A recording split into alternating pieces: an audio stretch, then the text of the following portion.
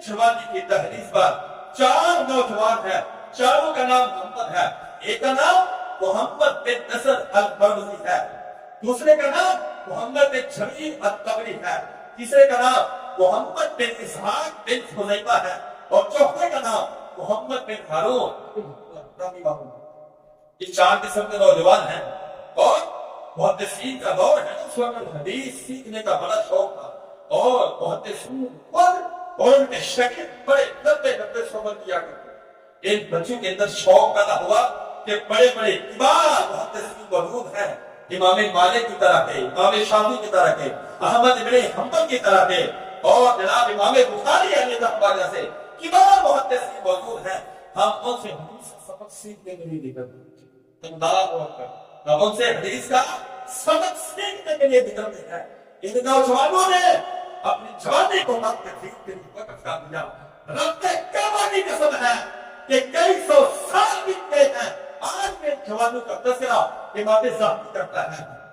इन नौजवानों के नामों की शहादत का तस्करा इस बिंदु में रात की सीने में बना हुआ है। जवानी का तो वो है कि जब इंसान अल्लाह के लिए इसको फना करे, इसको हमेशा दिल बका अता। ये चारों नौजवान निकलते हैं किसी दूसरे शहर के अंदर, वहां पर उन्हें एक मकान को, एक फ्लैट को किराए पर, और ज़ादेरा खत्म हो गया। आप परेशान हैं, ज़ादेरा तो खत्म हो गया, अगर खाने को कुछ नहीं मिलेगा फिर तुम मर जाए। तो कहा फिर इसका हल क्या है? अपना ज़हन पेश करो, अपनी जनाब को मशवरा पेश करो। उन्होंने कहा तो नहीं है, हमने से कोई जाएगा और 10 दराज करेगा मांग करना है, हमें से कोई जाएगा 10 दराज करेगा मांग करना है। ऐसा बड़ा धोखा काम क्या काम नहीं हो सकता। तो भाई जिंदा भी तो रहना है, हम तो मजबूर हैं और हम जरूरतमंद हैं, कोई भी ऐसा काम करने के लिए तैयार ना हुआ। लिहाजा उन्होंने कहा कूड़ा डाला, वकार अलकुआ, उन्होंने कूड़ा डाला और जनाब नाम निकला मोहम्मद बिन इसहाक बिन खुज़ैमा का।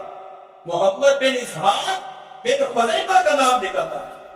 उसने कहा हम हिंदू, आप मुसल्ली या सलात तकहीला, मुझे थोड़ी सी मोहलत दो। तो फिर जनाब मैं जो मेरी जिम्मेदारी लगाई है ना, उस मकसद के लिए निकलता। कहा कि मुसल्ला किधर है? उसने वुजू किया, मुसल्ले पर बैठ गया, वुजू करके मुसल्ले पर बैठ गया, लंबा किया और उन्होंने जो बाद में फिसल पाना, ये फिसल की सरजमीन का जवाब है। बाद में फिसल सोना हुआ है और कितना सुभान हो बताना ने जो मिस्र का बादशाह है उसके ख्वाब के अंदर इन चारों नौजवानों की शक्लों को दिखाया और जिस जगह पर इन्होंने मस्कत इख्तियार किया है इनके मस्कत को भी दिखाया, इनके नामों को भी याद कराया। अल्लाह ने इनके नामों को भी याद कराया। जिस जगह पर ठहराव किया है वो जगह भी दिखा दे और सारे का सारा मसला मेरा समझेगा। वालिद मिस्र उठता है और अपने तेज घोड़े को लिया और उस पर सवार होगा, ना अपने सारे के सारे रस्ते खोल दिए और जनाब दरवाजे पर दस्तक देता है।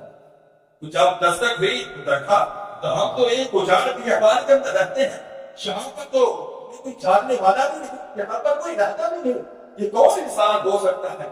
तो जब दरवाजे पर दस्तक दी तो वो जनाब वालिद मिस्र खुद सामने खड़ा, वालिद मिस्र खुद सामने खड़ा था। तो अखरज सुबरतन फीहा खमसून दीनार, उसके पास 4 थैलियां और वो दीनार से भरी हुई। उसने एक थैली को निकाला, कहा मम्मिन को मोहम्मद बिन नसर, मम्मिन को मोहम्मद, तुम में से मोहम्मद बिन नसर कौन है? हुआ ये वो है। तो अखरज सुबरतन, एक थैली को निकाला, उसके अंदर 50 दिनार थे और उसको खुआ दिया। कहा मम्मिन को मोहम्मद बिन जरीर, तुम में से मोहम्मद बिन जरीर कौन है? हाँ हुआ ये है वो। उसको भी एक थैली निकाली और उसको भी एक थैली खुआ दी। कहा मम्मिन को मोहम्मद बिन इसहाक बिन खुज़ैमा, तुम में से मोहम्मद बिन इसहाक बिन खुज़ैमा कौन है? कहा ये वो है। उसने हुआ जो नमाज पढ़ रहा है, मुसल्ले पर बैठ, अल्लाहु अकबर, वो जो मुसल्ले पर बैठ कर नमाज पढ़ रहा है, وہ ہے محمد بن اسحاق بن خزیمہ. کہا تم ان کو محمد بن ہارون، تم میں سے محمد بن ہارون کون ہے؟ ہاں آگا ہوا یہ وہ ہے. ایک تھیلی کو نکالا اور اس کو تھما دیا. اب جانے لگا، بچوں نے روک لیا. اب جانے لگا، بچوں نے نوجوانوں نے روک لیا. کہا چاچو جی اپنا تعارف دکھاتے ہیں کہ آپ کون ہیں، کہاں سے آئے ہیں، آپ کو کس نے بھیجا ہے؟ ہم نے تو آپ کو پہلی دفعہ دیکھا ہے، نہ ہم آپ کے نام سے واقف ہیں، نہ ہم آپ کی شخصیت سے واقف ہیں، تو آپ کون ہیں؟ تو اس نے کہا کہ یہ اس طرح کا قصہ ہے کہ اللہ سبحانہ و تعالیٰ نے وہ سارا قصہ اسے سنا دیا کہ وہ نے خواب کے اندر آپ کے بارے میں پورے کا پورا تعارف دیا ہے. اللہ کریم نے میری چھوٹی تعریف ہے، جو تمہاری ضرورت ہے وہ ضرورت کے لیے اللہ نے مجھے بھیجا ہے، اور میں والی مصر ہوں، اور یہ اطلس ہے، میرا یہ پتہ ہے میرا محل مقام فلاں مقام مصر کی سرزمین کے اندر.